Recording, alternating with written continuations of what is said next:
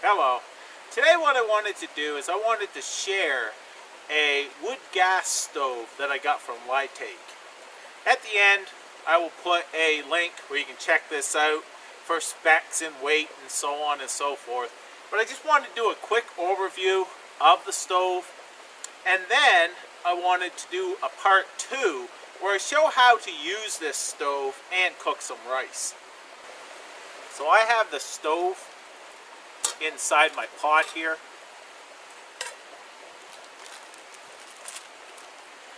And it comes in this very nice carry case first off.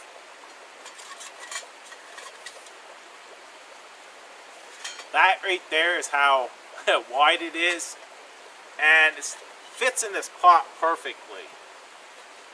So how this works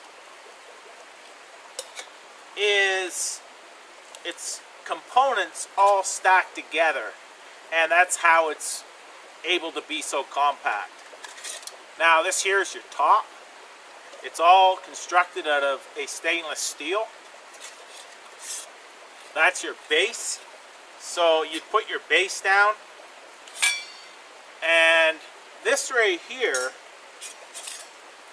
is your ash pan. You can see a bunch of holes to allow oxygen to come up through. This is a double-walled stainless steel compartment that what it allows is your heat and gases is going to come up through this wall and out through these air ports.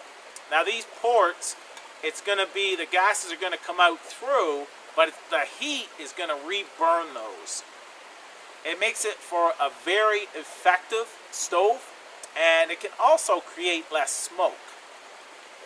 So this here is your ashtray, or the bottom of your stove. That would be your burn chamber. That sits on top of the base.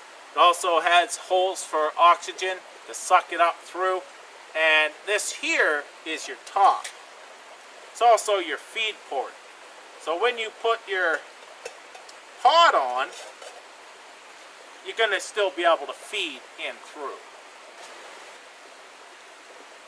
So that there is your stove. It's a very good option, and it's budget friendly as well to carry out through here for a day hike, to go out even for a weekend camping trip, and so on. Very, very useful.